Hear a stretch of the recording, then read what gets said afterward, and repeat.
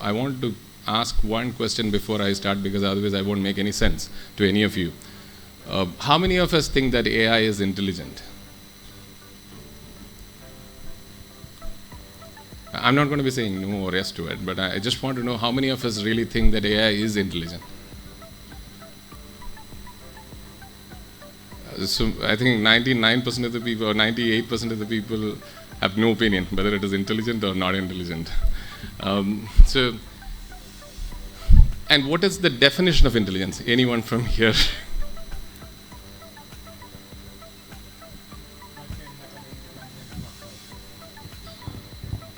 Yeah. That can have an independent thought process. And when we look, sorry. Okay. So we say that we are intelligent species, right? I mean, by far in comparison with every other species on Earth. And why is that so?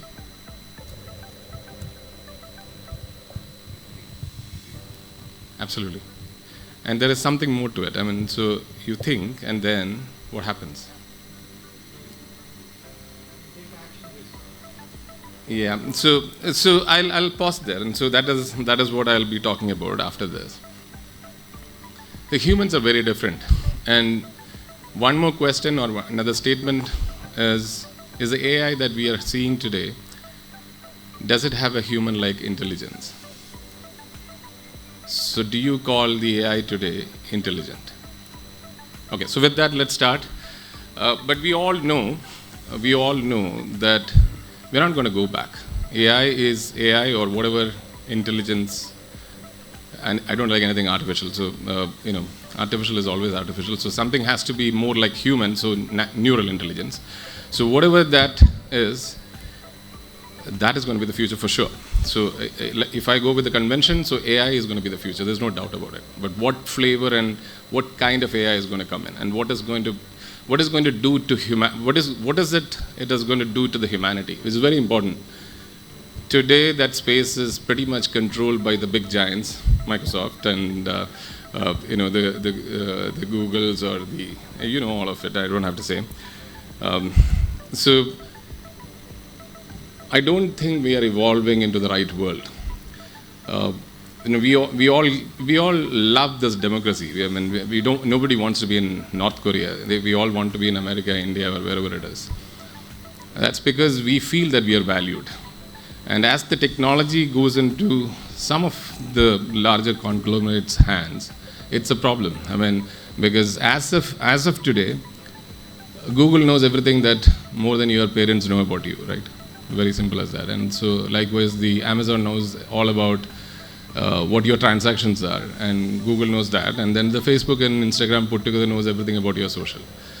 So you don't own yourself. And at the same time, humans exist in two different places, on the digital as well as physical. So it's inevitable that we cannot let go one. So let me start from there. The future from now, another 10 years from, if whatever that we are doing is going to be well enough, by ourselves, we will make sure that the humans are not going to be a single species anymore.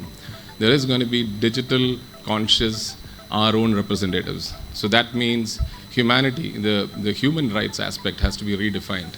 It goes to that. Now, if we move to the next slide, you are not going to be anymore in your own space. The humanity is going to be extended towards, to include AI into your part of the world. So the question of AI and security, Manu was talking about it. So it's not just in the industry space or the defense space, it is also going to be in people level. The risk is at people level. So how is that going to be handled? So I'll move on to the next slide. So this was, sorry, I was traveling and all that. I was called in for this meeting, and I didn't even prepare one single slide for this meeting. So I just used something that I presented some time back. So move on to the next slide. When we talk about models, we talk about AI, we talk about LLM and stuff like that, right? Now, why is that when I asked this question about intelligence, we were a little hesitant. I mean, so we say that human is one single, so we said, I don't said it as, thank you for giving me your name, so that I will keep referring to you now. So Arun said, we are able to think. It's much more than that. So if you look at humans some 100 years back, we wouldn't have thought about this. What is this? We all know what it is. The space station, right? So we created this 100 years back. We didn't know how to do this. What made us do this? It's because human as a species, not talking too much, we can create new knowledge from the previous knowledge. When I say knowledge, it's a very, very different term. I mean, so the way we perceive knowledge today has to be relooked at. Now, if we have to create AI, which has to create new knowledge, then essentially you're creating a new species because it's going to have its own conscious. I've seen some of the major professors, nobody talks about it in India, but major professors outside saying that, you know, the AI that we have, the ChatGPT or the LLM, has conscious. I mean, for me, it is stupidity to the extreme. I mean, I'm sorry for it, but that's stupidity to the extreme. It doesn't create new knowledge. You need data sets to train it. And how long will you go with that kind of an AI? But AI is not just used in the LLM space alone. There are so many other applications, so I'm not going into that. But now my conversation topic here, I can go in 1,000 different directions. That's usually me. So to correct myself, so my topic here is what is going to happen to humanity in the age of AI. So now, next slide. So the baby is first born. It cries. And why does it cry? If the baby doesn't cry, the doctor says that, I mean, it's not okay, right? Why does the baby cry? Yeah, so that you figure out, but the baby cries and the mother knows what to do. She feeds the baby. And what happens is, now you should know what is the next best action to be done as part of the DNA, as part of the process. When the baby is there, it knows what is the next best action to do. If it has got life, it cries. It doesn't understand nothing about why it is crying. It just cries because there are chemical imbalances in its body. And because the mother is intelligent, it feeds the baby. Now, when the milk goes in, the baby calms down. When the baby calms down, what happens is the first mental model got created, which is if I cry, I get stuff. That's all the baby knows. That's the foundation on which we are all sitting here. When we cry in different forms. When we cry, we grow. And so that model then became millions and trillions of different kinds of mental models in our mind. And when I speak, I don't pass data to you. When I speak, you receive so many things. The Panja Indriyas works actively. It listens to those, uses those million models in your brain, and it does that computation and figures some sense out of it. Till then it makes it, so it creates a new model on the fly within your brain. And then now the best action as evolution it has to do is, it has to talk to somebody else, validate it. And that's why humans speak. So now the next set of machines that is going to come in. Today you have ChatGPT. You speak to ChatGPT, and when you prompt it, it gives you an answer. And it doesn't know why it is giving what it is giving, but it's not auditable.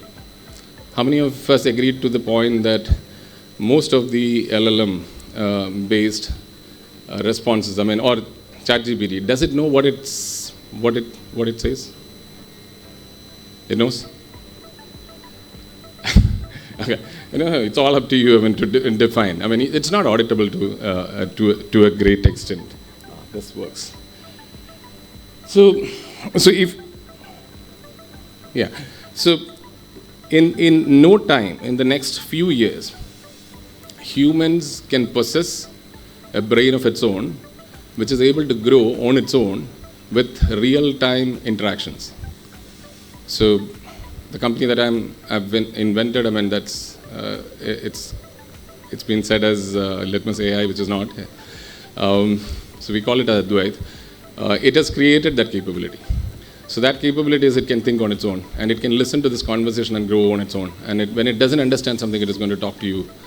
And now imagine it's not about that product or anything of that sort. What I want to talk about is humanity. What is going to happen to it? What happens when the world takes over your understanding? What happens when the world is trying to know everything about you? So that means there has to be a fundamental change that has to happen to the whole way we look at technology. And at the same time, what happens to the lady in the village who has a grandchild whose parents are passed away, and she knows that she doesn't have more years to survive, and she wants her grandkid to be in the right hands or to be in the right schools and stuff like that. And how can this technology help her? And so the way we are looking at the whole thing is, I'm cutting short most of my conversation. The way we are looking at it is changing internet. And internet has to, that's the only technology which is altruistic in my perspective, which is with the greatest intent to help people and businesses. So if internet becomes your next second home, which is already a second home, and if you can exist in that internet, on that internet, and your brain works for you, and that's where the shift is probably going to happen. Is so the amount of consumer protection acts and so on that we are seeing will change into something called declaration of space of minds, where the machine becomes part of yours. So that is the future that we are seeing, and in that future, when it happens, you become somebody like Ravana. And what happened? Why did I say that? Is because the AI that we are talking about, the brain, it is going to be in your car, it is going to be in your phone, it is going to be in your laptop. Your devices are going to change. It is going to be everywhere that you are, and it only works for you. And if that is the case, when you are all connected, that's the new internet. And if that's the new internet, how is this going to be affecting human? And then also how is it going to be affecting the businesses?